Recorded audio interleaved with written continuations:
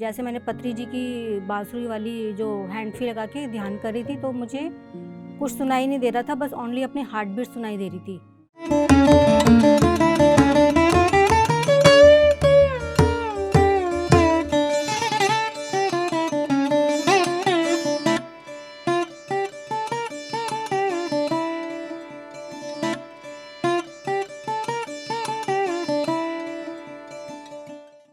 नमस्कार, मेरा नाम पूजा शर्मा है, मैं दिल्ली से हूँ।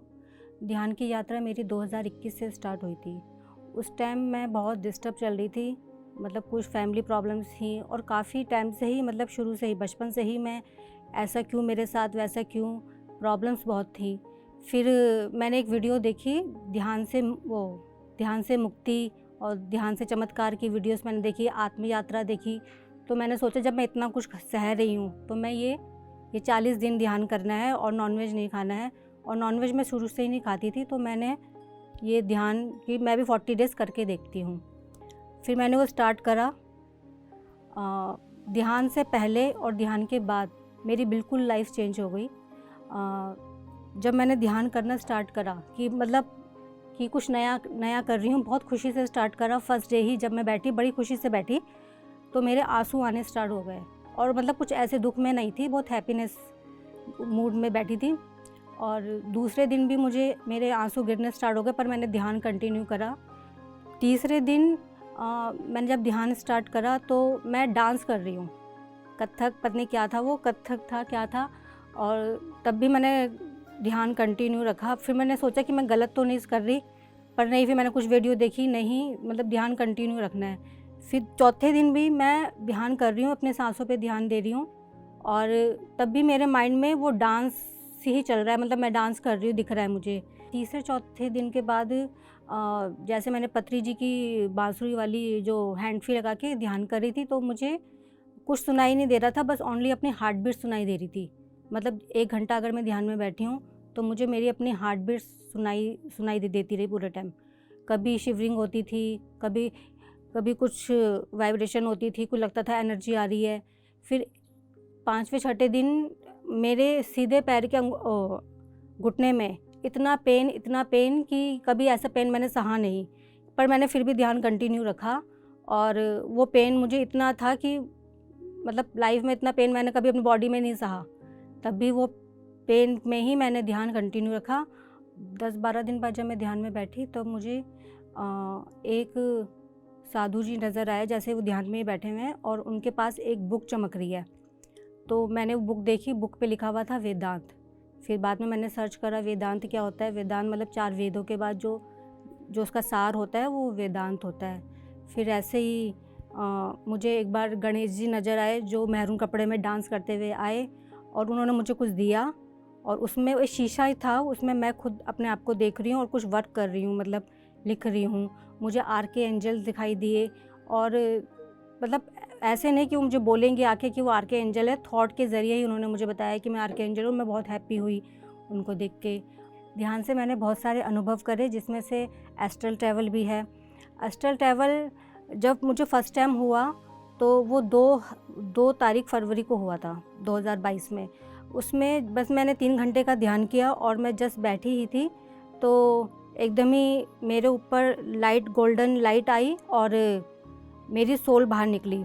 और पहले मुझे 2 बड़ी आंखें नज़र आई और मैं ऐसे हाथ जोड़ते हुए अपने बॉडी से बाहर आई।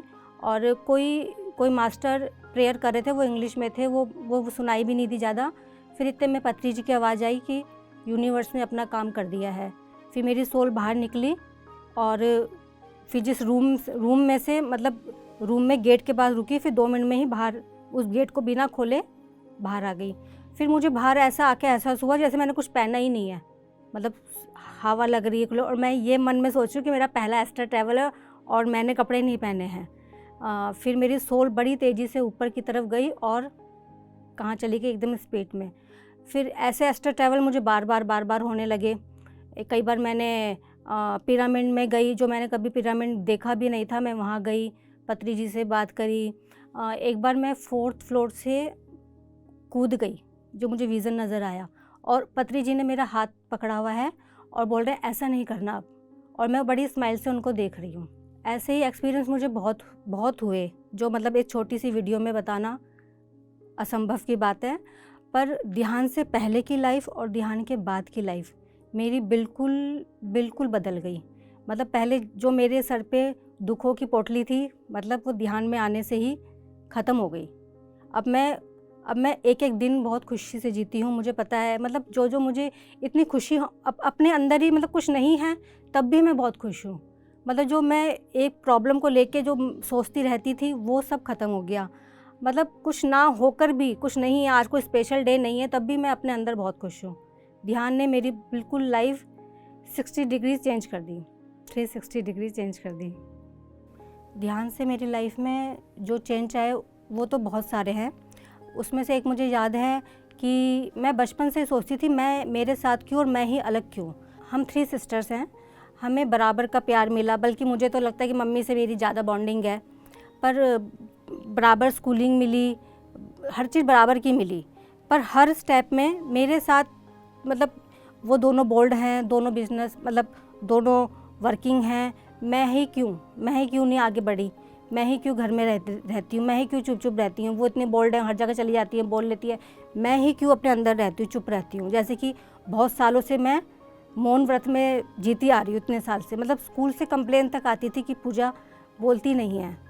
और ध्यान में आने के बाद मेरी जो कॉन्फिडेंस लेवल इतना बड़ा है कि मैं जिसको नहीं भी जानती तो मैं उसको पकड़ के ध्यान के बारे में सिखा दूँगी। मतलब किसी भी टॉपिक पे मैं आराम से बोल लेती हूँ। और मतलब मैं जिसको नहीं भी जानती उसको भी मैंने ध्यान सिखाना है। मैं किसी के घर में भी चली जाती हूँ, चाहे मैं सालों से उसको जानती हूँ नहीं जानती हूँ, पर मुझे पता है कि वहाँ पे कोई बीमार है या किसी को ध्यान सीखना है, मैं उसे ध्यान का जब वर्ड आता है ना तो मैं 1 घंटा नहीं 4 घंटे बोल सकती हूँ और उसको समझा सकती हूँ। ध्यान में आने के बाद मेरी लाइफ में बहुत चेंज आया और मैंने बहुत एक्सपीरियंस किए ध्यान में आने के बाद। उसमें से एक ये है कि मैं ध्यान कर रही हूँ और मेरी बॉडी बाहर आई है और मैं बाहर उड़ रही हूँ, और उसमें मुझे मेरी बेटी भी नज़र आई है। उसने मेरा हाथ पकड़ा हुआ है और मैं डर रही हूँ कि हम ऊपर उड़ रहे हैं कि वो गिर ना जाए, मैं उसका पैर पकड़ रही हूँ। तो वो मतलब ध्यान, जब हम बाहर निकलते हैं तो हम मुंह से नहीं बोलते हैं, मतलब सोल लेवल पर हम थॉट से बोलते हैं। मेरी बेटी के जो ध्यान में आएगा, दिमाग में आएगा, वो मुझे पता चल जाएगा। जो मेरी माइंड में आएगा वो मेरी बेटी को थॉट के ज़रिए पता चल जाएगा।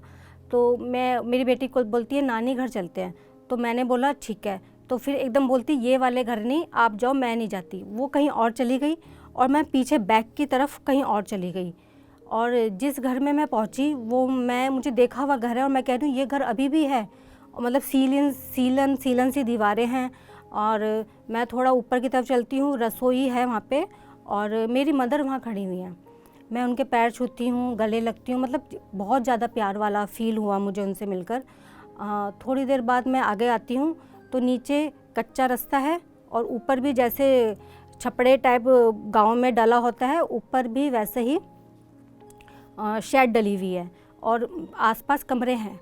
तो उसमें से एक लेडी की आवाज़ आ रही जो इतनी दर्दनाक आवाज़ है कि कोई उसे मार रहा है, कोई उसे दुखी कर रहा है, कुछ ऐसा। तो उसी रूम में से एक आदमी बाहर आता है और मुझे ऐसा फील हो रहा है कि इस आदमी ने मुझे बहुत दुख दिया है और मेरा मन कर रहा है कि उस आदमी को मैं मारूं। और मतलब मैं उसके बिल्कुल पास खड़ी हूँ, उसको सुन रही हूँ, वो किसी और से बातें कर रहा है और मेरा दिल कर रहा है कि मैं उस इंसान को बहुत मारूं कि इसने मेरी लाइफ ख़राब कर रखी है। मतलब जैसे कि वो लेडी जो दर्द में मुझे आवाज़ें आ रही, मुझे लगा कि शायद वो मैं थी। और पर इतना ही मैं देख पाई। और इसके बाद एक बार मैंने देखा ध्यान में कि मेरी बड़ी सिस्टर की बेटी हुई है अभी, वो अभी 1 मंथ की भी नहीं है। और मुझे आया कि वो आई है, मुझे दिखा है जो विज़न, वो घूम रही है, मतलब हवा में गोल घूम रही है। और मैं डर गई हूँ कि छोटा बच्चा है और मैंने उसको आके स्वास्तिका को गोदी में ले लिया है कि बेटा गिर जाओगे। और वो एकदम घूमते हुए मेरे कान के पास आई है और मुझे कहती है अपना अधूरा काम पूरा करो। और यही विज़न मैंने अपनी बहन को बताया जिसकी वो बेटी थी। तो वो मेरा मजाक उड़ाती है कि हाँ तेरे तो बहुत अधूरे काम बाकी हैं, प्रॉपर्टी लेनी है, तूने ये करना है, बच्चे के लिए ये करना है। तो मतलब जो ध्यान नहीं करता वो मतलब एक्सपीरियंस को सुन के वो ये सोचता है कि ये मजाक की बातें हैं, नहीं ये मतलब वो नहीं सुनते जो ध्यान में नहीं है वो बातें। मतलब मैंने इतने एक्सपीरियंस शेयर करे कि मैं इस छोटी वीडियो में बताऊं, कैसे बताऊं, बहुत बड़े बड़े हैं। पर यह है कि मैं बस यही चाहती हूँ कि जिनको मेरे घर के लोग, मेरे आसपास के लोग हैं, सब ध्यान करें। मैं उनको बताती भी हूँ पर वो सुनते नहीं हैं कि नहीं टाइम नहीं, कोई कहता है टाइम नहीं है। प्रॉब्लम में है, प्रॉब्लम के लिए टाइम है, रोने के लिए टाइम है, पर ध्यान करने के लिए टाइम नहीं है। मैंने बहुतों को जिनको ध्यान बताया उनकी लाइफ में बहुत ज़्यादा चेंज आए। वो खुद आगे मुझे बताते, थैंक्स बोलते हैं कि आपने हमें ध्यान बताया। तो ऐसे मैं चाहती हूँ जैसे मेरी लाइफ में खुशी आई है, जो मेरी लाइफ में दुख था वो जो दूर हुए हैं वो सबकी लाइफ से जाए। बस ध्यान करना है, कुछ भी नहीं करना है, कहीं जाना नहीं है, अपने ही घर में बैठ के बस ध्यान करना है अपनी एज के अकॉर्डिंग। बस लाइफ इतनी चेंज हो जाती है कि वो बताया ही नहीं जा सकता, कि मैं बता नहीं पा रही हूँ कि मेरे साथ क्या हुआ, क्या देखा। और भी बस जो जो जो खुशी है ना, बस वही चाहती हूँ कि वो सब में बटे, सब करें और अपने दुख दूर करें।